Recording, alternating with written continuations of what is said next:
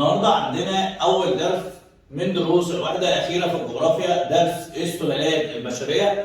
درس من الدروس الجميلة السهلة في الحفظ وسهلة كمان في الفهم، جاي تعوضك عن خلفاء محمد علي وعن أحمد عرابي وعن كل وجع القلب. ده الدرس ده من الدروس السهلة اللي عندنا اللي هنحفظها واحنا مغمضين. بنتكلم عن درس اسمه السلالات البشرية في العالم. يعني ايه سلالات بشرية؟ مجموعة بشرية تتشابه في صفاتها الجسمية من حيث المظهر الخارجي. تاني يا باشا، مجموعة بشرية تتشابه في صفاتها الجسمية من حيث المظهر الخارجي. سيب يا ابني في ايدك وتعالى قول لي كده كيف نشأت السلالات. يا ابني سيب لي في ايدك وركز بقى وقول لي كيف نشأت السلالات. سؤال بيجي في الامتحان. في اواخر عصر البلاستوسين انتشر الانسان في قارات العالم المختلفة، ومع استقرار الإنسان في بيئاته المختلفة بدأ يأثر ويتأثر فيها، فظهرت اختلافات في الصفات الوراثية بين البشر من حيث لون البشرة، طول القامة، حجم الرأس،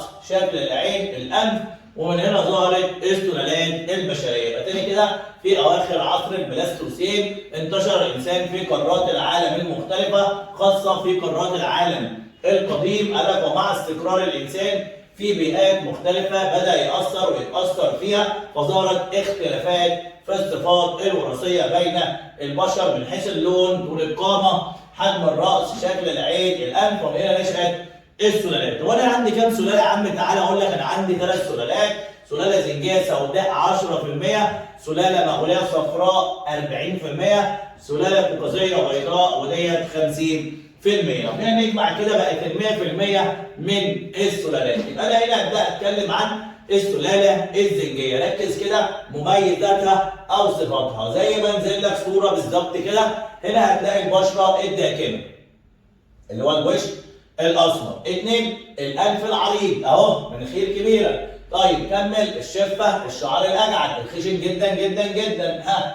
الشفه الغليظه. يبقى تاني يا باشا، بشره داكنه، انف عريض، شفه غليظه، شعر اجعد. نسبه السلاله لسه قايلينها 10%. متركزين فين وتوزيعهم فين؟ متركزين في قاره افريقيا قرب دائره الاستواء وانت مغمض. فين يا عم انت؟ تعالى. قال لك 70% من سكان افريقيا زنوج. بيمثلوا قد ايه من زنوج العالم؟ 75% من زنوج العالم. يبقى من سكان افريقيا 70، من زنوج العالم 75، والسلاله 50. هم بس في افريقيا؟ قال لك لا يا عم تعالى، موجودين في افريقيا وكمان موجودين في جنوب شرق اسيا اللي هي الهند، يعني معلش، في اسيا في جنوب شرق الهند، وكمان في استراليا وفي اوروبا، واصبحوا يمثلون نسبه كبيره من سكانها وحصلوا على الجنسيات. زي بالظبط منتخب انجلترا، مفيش واحد فيه فرنساوي، كلهم مجنسين. يعني ايه؟ خدوا الجنسيه، مش اصلهم فرنساوي وبعد كده خدوا الايه؟ الجنسيه. يبقى تاني يا باشا، في افريقيا، في اسيا، في استراليا، في اوروبا، كمان يا ولاد في الامريكتين، يعني امريكا الشماليه وامريكا الجنوبيه. واللي راحوا امريكا الشماليه والجنوبيه يا ولاد كانت عباره عن هجرات اجباريه قسريه، يعني غصب عنهم، يعني هم اللي خطفوهم ودوهم هناك بالقوه. ليه يا عم كده؟ هو في الكلام ده؟ في يا باشا الكلام ده. ليه يا مستر تعرض الافارقه للهجرات الاجباريه قديما لامريكا؟ هتقول له للعمل في مزارع القطن وقصب السكر والتبغ الذي انشاها الاوروبيون. ليه يا ابني؟ للعمل في مزارع القطن وقصب السكر والتبغ الذي انشاها مين يا عم معتز؟ الذي انشاها الاوروبيين. طب يا باشا، اقسام السلالات. اقسام السلالات عندي سلاله زنجيه سوداء اللي هي البشره اللي قدامك ديت، بنتو اللي هم دمت، تمام. النيريون الحاميين اللي هم دمت، الاقزام اللي هم دمت، البوشمان والهودن توت اللي هم قريبين من البنتو. يبقى تاني كده اقسامهم: الزنوج السودانيين، البنتو، النيريون الحاميون، الاجزام، البوشمان والهودن توت. كده انت خلصت ايه يا مستر معتز؟ خلصت الزنجيه السوداء، داخل لك على القوقازيه البيضاء. ودول يا باشا مميزاتهم ايه؟ زي ما انت شايف من غير ما نشرح، يعني الموضوع مش محتاج شرح خالص، زي الفل خالص اهو. مركز بقى معايا يا قلبها؟ يلا يا حبيبي. يلا كده مميزاتها ايه؟ البشره البيضاء الورديه، الشعر المموج اللي هو شعرك يا حبيبي انت وهي، والشفه الرفيعه. يبقى البشره البيضاء الورديه، الشعر المموج، الشفه الرفيعه. نسبتهم كام يا عم؟ نسبتهم 50%. نسبه السلاله القوقازيه كام؟ 50%. بتخمس في وشنا؟ لا، ده انا عاوزك تركز معاه وتسيب يا قلبي اللي في ايدك. توزيعهم موجودين فين يا باشا؟ موجودين في اوروبا، في امريكا الشماليه، في امريكا الجنوبيه، في استراليا، في اسيا، في افريقيا، فين؟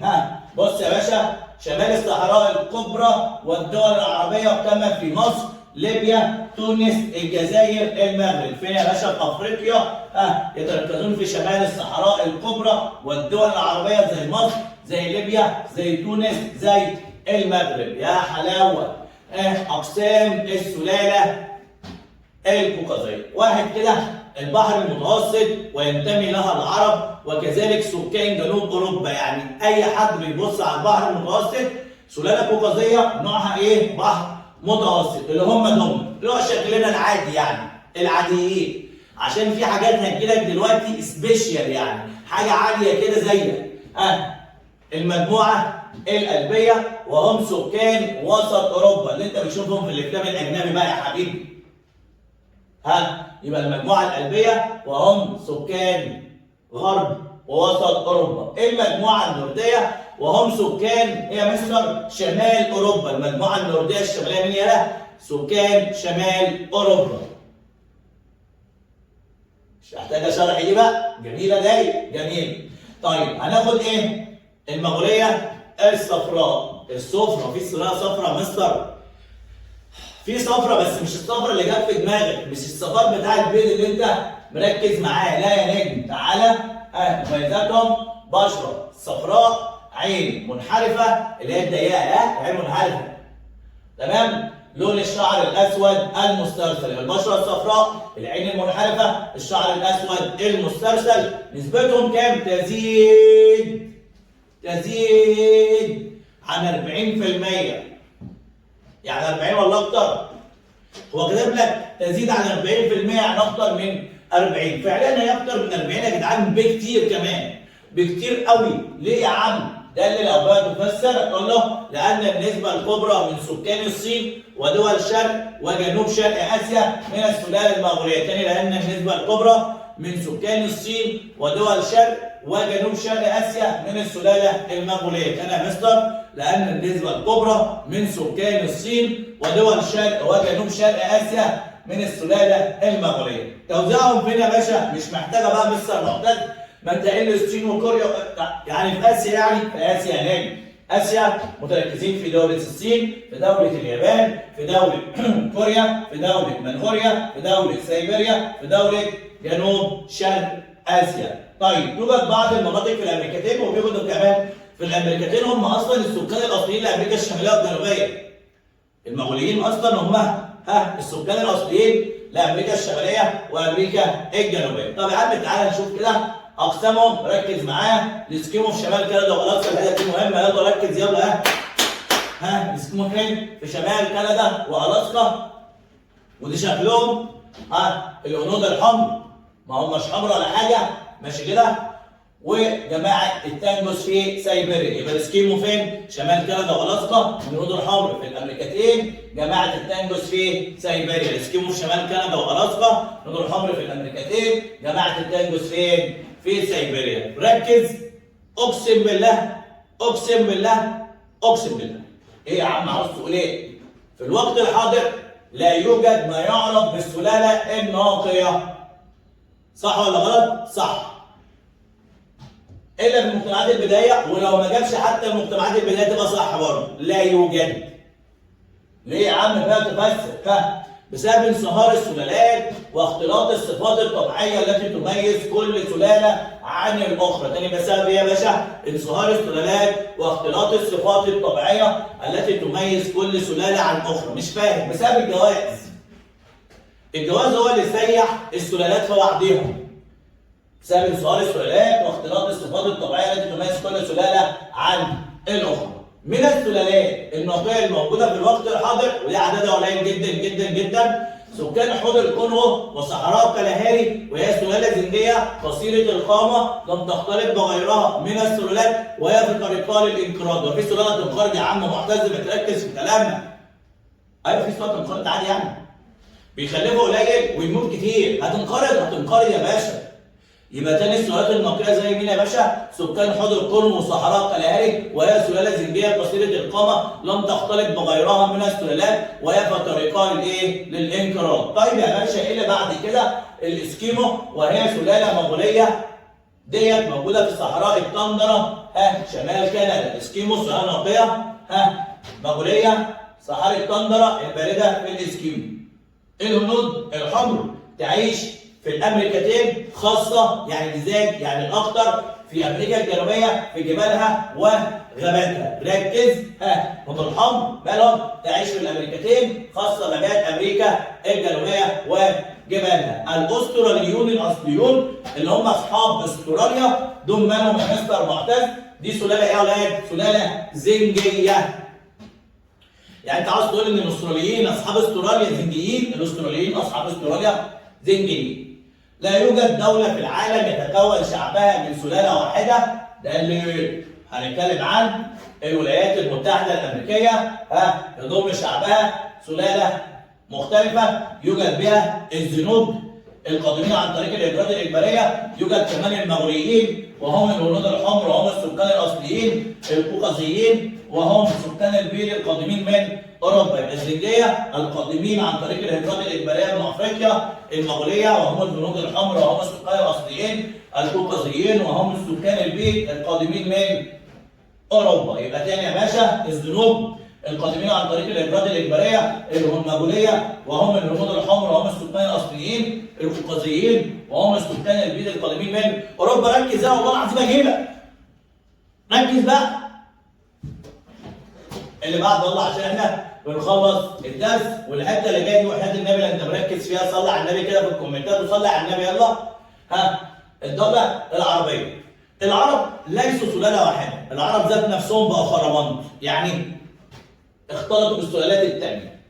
فالاغلبيه من العرب قوقازيه. سؤال اختار بيجي في الامتحان يقول لك العرب من السلاله نقط زنجيه قوقازيه مغوليه كل ما سبق. طبعا انت هتكتب كل ما سبق عشان انا قايل لك ايه؟ العرب ليسوا سلاله واحده، صح كده؟ صح يا مستر. اقسم بالله لا. العرب قوقازيه، فالاغلبيه قوقازيه، دايما بتكلم عن الاغلب مش عن الاقل. يبقى العرب سلاله قوقازيه، تيجي اختار يبقى العرب ليسوا سلاله واحده، فالاغلبيه من السلاله القوقازيه، ولكن حدثت ليه ما عندوش سلاله واحده؟ بسبب الفتوحات والهجرات على مر التاريخ واختلاط الصفات الطبيعيه، بسبب الهجرات والفتوحات على مر التاريخ يا باشا واختلاطها بغيرها. اخر سؤال عندي في الدرس انا قايل لك من اول الفيديو ان الدرس النهارده صغير وسهل جدا وهتقدر توصل له ويسهل لك بكل شكل انت عايزه. تعال نشوف كده اخر سؤال. السلالات البشريه اصلها واحد، طبعا كلنا اصلنا واحد اللي هو ادم وحواء، ولكن تم تقسيم السلالات على اسس ظاهريه من حيث الشكل الخارجي وليس الجوهري. ما رايك؟ دلل. هتقول له فلا توجد سلاله اذكى من سلاله، ولا سلاله اقدر على العمل من سلاله اخرى، ولا الابداع. يعني مفيش سلاله ذكيه وسلاله غبيه وسلاله بتشتغل وسلاله ما بتشتغلش، دي بتبقى مفردات فرديه عند كل واحد مننا. كده نكون وصلنا لاول درس ونهايه اول درس في الوحده الاخيره في الجغرافيا. فلو انت اول مره تتفرج علينا ما تنساش تعمل لايك، شارك في القناه، صلي على النبي في الكومنتات، وشارك اصحابك الفيديو. والسلام عليكم ورحمه الله وبركاته.